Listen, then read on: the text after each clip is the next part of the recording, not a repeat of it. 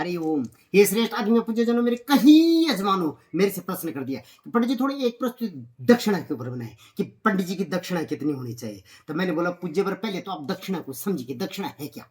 ये दक्षिणा किसकी पत्नी है, किसकी पुत्री है, किसकी माँ है, ये कौन से कुल की है, कौन से गोत्र की है। तो पूज्य पर आप खोलिए, गूगल खोलिए, अपने इंटरनेट खोलिए, अपने शास्त्र खोलिए, जो पंडित जी बताएगा वो आपको कहीं नहीं मिलेगा। और मैं जो बोलूंगा वो शास्त्र सूत्र के अनुसार, वेद के अनुसार, पुराण के अनुसार, जावेद के अनुसार नहीं, रहीम के अनुसार नहीं, किसके अनुसार, वेद के अनुसार। तो सुनिए पूज्य पर, सबसे पहले जो ये दक्षिणा देवी है ना, ये प्रजापति रुचि की कन्या है। किसकी कन्या है, प्रजापति रुचि की कन्या है। और इनकी माँ का नाम आकुति देवी है। क्या है, इनकी माता का नाम आकुति देवी है।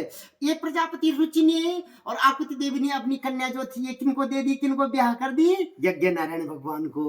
तो इनके पति का नाम है यज्ञ नारायण, यानी ये यज्ञ नारायण की धर्मपत्नी है। सत्य में पूछे। और इनके पुत्र का नाम क्या है, दो पुत्र इनके, एक का नाम है शुभ और दूसरे का नाम है फल। जैसे गणेश जी के दो पुत्र है ना, शुभ लाभ, उसी तरीके से इनके पुत्र है दो, एक का नाम शुभ और एक का नाम फल। यानी जब आप पंडित जी को दक्षिणा देते तब आपकी यज्ञ पूर्ण होता है और उसका शुभ फल प्राप्त होता है। देखिए पूज्य पर, अगर आपके घर में आपकी घरवाली खुश है ना, आपकी धर्मपत्नी, आपकी गृह लक्ष्मी, तो सारा घर खुश है। तो जैसे यज्ञ के उपरांत पंडित जी को दक्षिणा दी जाता था तो आपको यज्ञ नारायण प्रसन्न होकर आपको शुभ फल प्राप्त करते हैं पूज्य पर।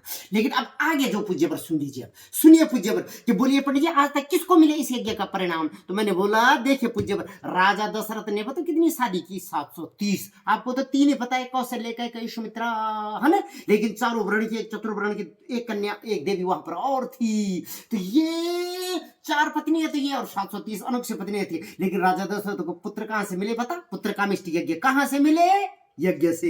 अब कितने पुत्र मिले, अब आप बोलेंगे बड़ी हमारे को तो चार बताए। तो मैंने बोला मैं आपको वही बताऊंगा जो आप पहली बार सुने, उनको 5 पुत्र मिले थे।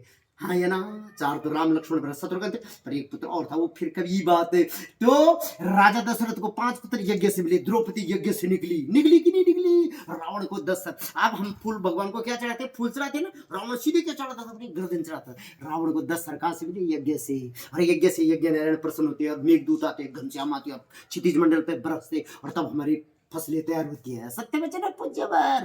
तो ये तो अब आगे जो सुनेंगे आप पहली बार सुनेंगे पूज्य पर कि शास्त्र क्या बोलता है। देखिए आप इस बात को आप गूगल पे डालिए, हाँ गूगल पे बता देगा, इंटरनेट पे बता देगा सबको कि जब आपने यज्ञ कर दिया और आपने पंडित जी को जाते समय यज्ञ की दक्षिणा नहीं दी ना, तो आपका पुण्य क्या हो जाता है, छाया हो जाता है। बोलो पंडित जी एक प्रमाण के साथ आपको बताया। पंडित जी इस तरीके से देखिए, इस मुद्रा में यहा गच्छम यहा तिष्ठम मम सम्मुखो सुप्रतिष्ठो वरदो भव, बुलाता है ना सभी देवता को, ध्यान और आवन करता है, उनको प्राण प्रतिष्ठित। लेकिन जब पंडित जी जाने लगता है ना, तो उसके साथ जितने भी आवाहित देवता थे, कौन, कैलाशपति कैलाश जाते हैं, लक्ष्मी नारायण बैकुंठ जाते हैं, देवराज इंद्र अलकापुरी जाते हैं, अपनी इंद्रपुरी में जाते हैं। और पितर अगर नरक से आ रहे तो नरक नहीं जाते हैं, ब्राह्मण की पूजा के प्रभाव से श्री हरि के परम धाम जाते हैं, साकेत लोक में जाते हैं, पितृलोक में जाते हैं।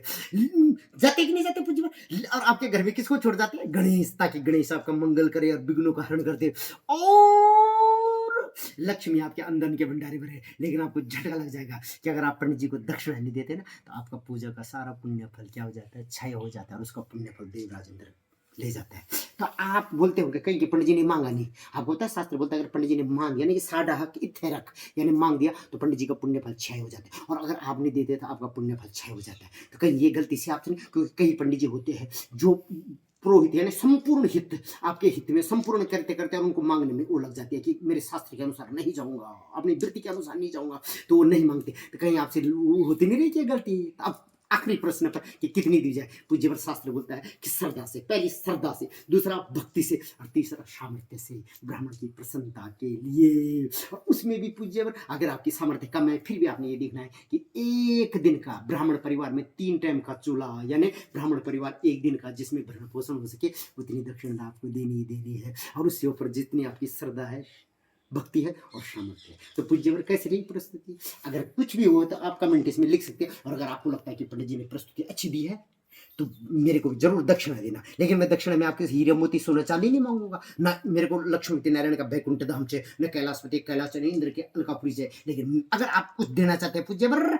तो पंडित जी को क्या दे देना, 2 दक्षिणा देना। एक तो जब मैं आपके पितरों के पास श्री हरि के धाम में चलो, बैकुंठ में अनंत मार्ग पर, तब बोल देने के हे ब्राह्मण देवता आपको श्री हरि का धाम मिले। और दूसरा पूज्य वर, अगर देना ही चाहते तो यूट्यूब पे मेरा एक चैनल है जिसका नाम है विलुप्त ब्रह्म ज्ञान। क्या नाम है? विलुप्त ब्रह्म ज्ञान। क्योंकि मैं क्या कर रहा हूँ, समुद्र मंथन करके वहां से एक ही सागर का मंथन नहीं कर रहा हूं, 7 सागरों का मंथन कर, और वहां से अनमोल रत्न निकल रहा हो, और उन रत्नों को एक गागर में भर रहा हूं, और वहां से वो 14 रत्न बना के तब आपके लिए भेज रहा हूँ। इसलिए मेरे यूट्यूब पे एक चैनल है विलुप्त ब्रह्म ज्ञान। जो हमारे संस्कार विलुप्त हो गए उनको दोबारा से पुनर्नवा कर रहा हूं मैं, और उस विलुप्त ब्रह्म ज्ञान चैनल को आप लाइक सब्सक्राइब कर देना। और यही मेरी दक्षिणा होगी आपसे।